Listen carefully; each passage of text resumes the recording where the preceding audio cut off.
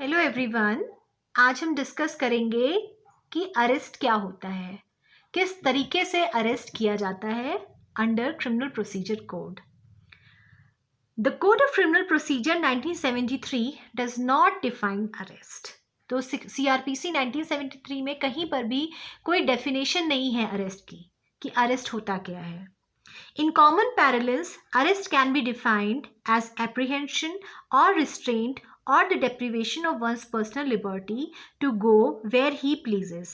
तो अगर normally common पैरेलेंस में देखें तो अरेस्ट क्या होता है? अरेस्ट होता है एक पर्सन है जिसके पास लीगल अथॉरिटी है कि वो ऑफेंडर को अरेस्ट कर सके, या फिर पुलिस पर्सन्स हैं जो कि अरेस्ट कर सकते हैं किसी पर्सन को जो कि ऑफेंडर है, ताकि वो अपनी मर्जी से कहीं इधर उधर ना जा सके।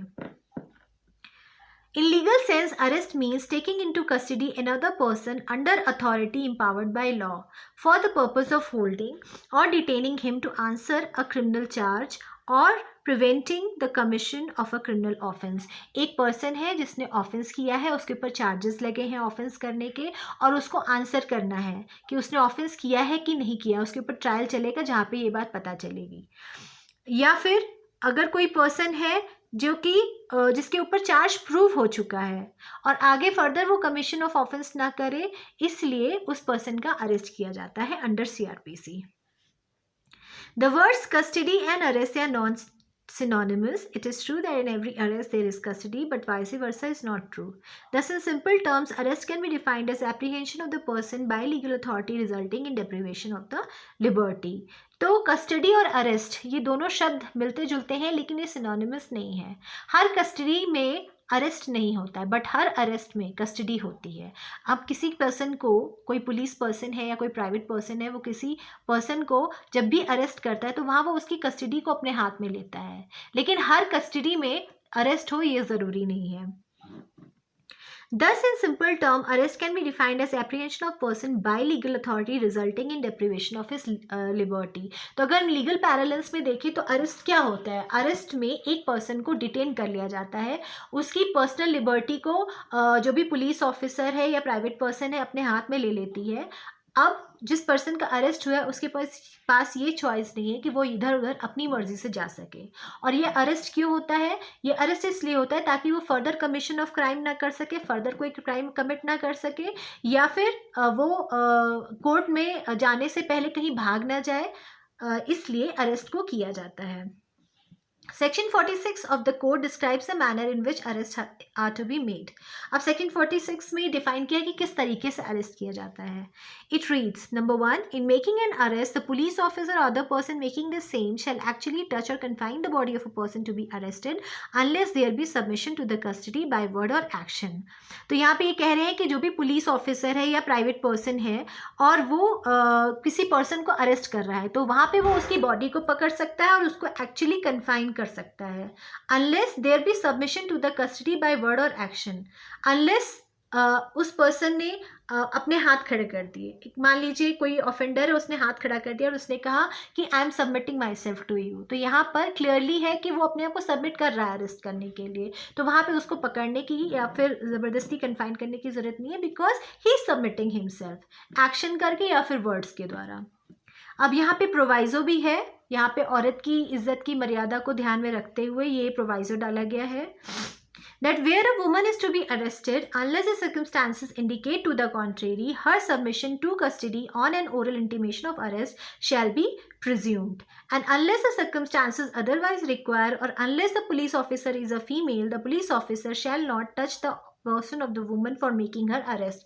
अब यहाँ पे दो चीज़ें ध्यान में रखनी है। पहली तो कि कोई भी औरत है उसका अरेस्ट एक लेडी पुलिस ऑफिसर करेगी। अगर सर्कमस्टांसेस रिक्वायर करते हैं, वहाँ पे ज़रूरतें ऐसी हैं कि वहाँ पे मेल पुलिस ऑफिसर अरेस्ट करे औरत का, तो अलग बात है। अदरवाइज जनरल सर्कमस्टांसेस में हमेशा एक औरत को अरेस्ट एक लेडी पुलिस ऑफिसर ही करेगी।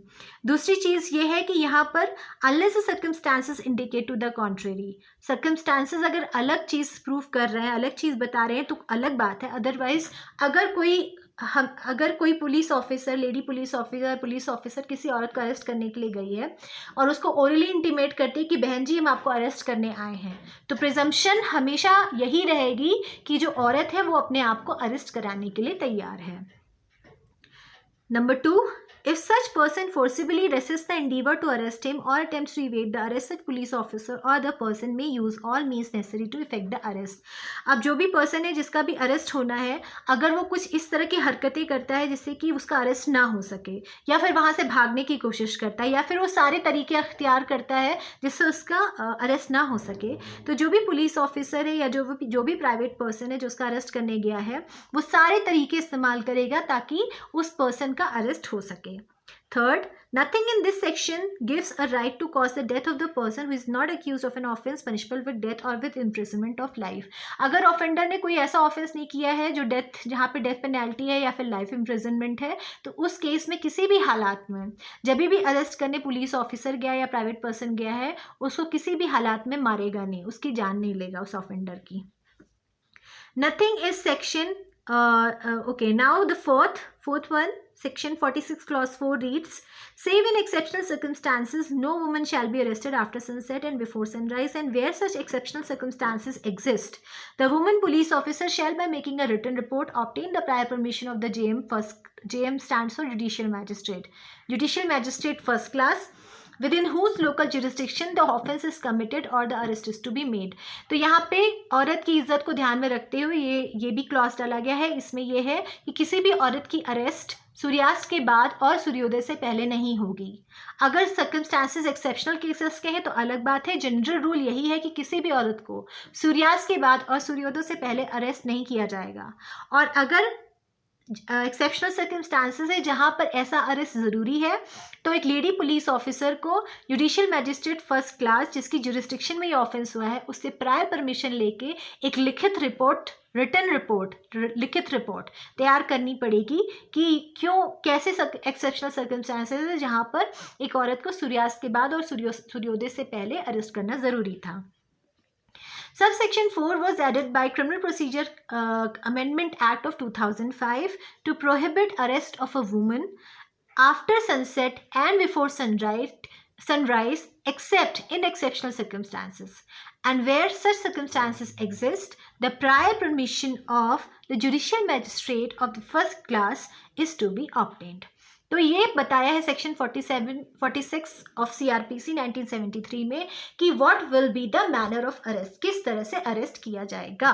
सेक्शन 47 में बताया है कि अगर ऑफेंडर किसी के घर में घुस गया है या फिर अपने घर में घुस गया है छुपने के लिए, किसी भी घर में घुस गया है या अपने खुद के घर में घुस गया छुपने के लिए और पुलिस जाती है तो फिर क्या होगा.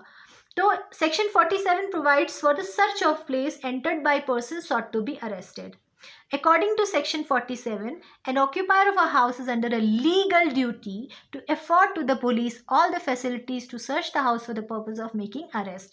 अब कोई पर्सन है वो किसी के घर में घुस गया छुपने के लिए, अपने ही घर में घुस गया है और पुलिस जाती है, तो वहाँ पर जो भी ऑक्यूपायर ऑफ द हाउस हैं, जो भी लोग रह रहे हैं उस हाउस में, उनके ऊपर ये लीगल ड्यूटी होती है कि वो सारी फैसिलिटीज़ पुलिस ऑफिसर को दें कि वो प्रॉपरली अंदर जाके सर्च कर सकें उस पर्सन के लिए, उसको अरेस्ट करने के लिए.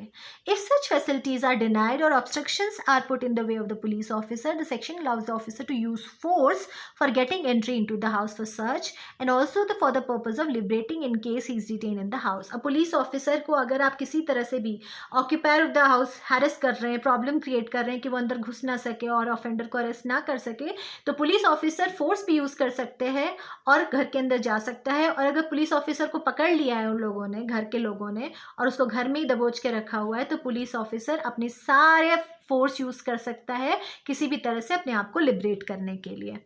The police officer shall, in case the house is in the possession of a female not being the person to be arrested, who according to customs does not appear in public, give notice to such woman to withdraw and afford her every reasonable facility for withdrawing, and then break open the house and enter it.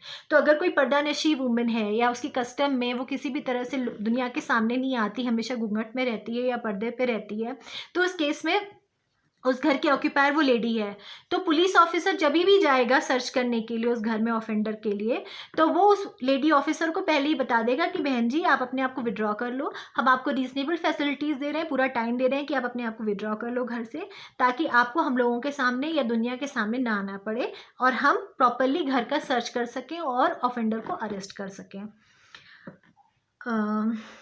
तो यहाँ पे हमने section 46 और 47 CrPC पढ़ा, जहाँ पे हमें पता चला कि अरेस्ट का मैनर क्या है, किस तरह से अरेस्ट होता है, और अगर कोई पर्सन, जिस पर्सन का अरेस्ट होना है वो कहीं किसी घर में जाके छुप गया है, तो उस घर के ऑक्यूपायर की क्या लीगल ड्यूटी है पुलिस को लेकर के, कि पुलिस अगर सर्च करना चाहे तो क्या क्या लीगल ड्यूटीज़ उस पर्टिकुलर हाउस के ऑक्यूपायर्स पे पड़ेगी जिस घर में वो ऑफेंडर जाके छुपा है। Thank you.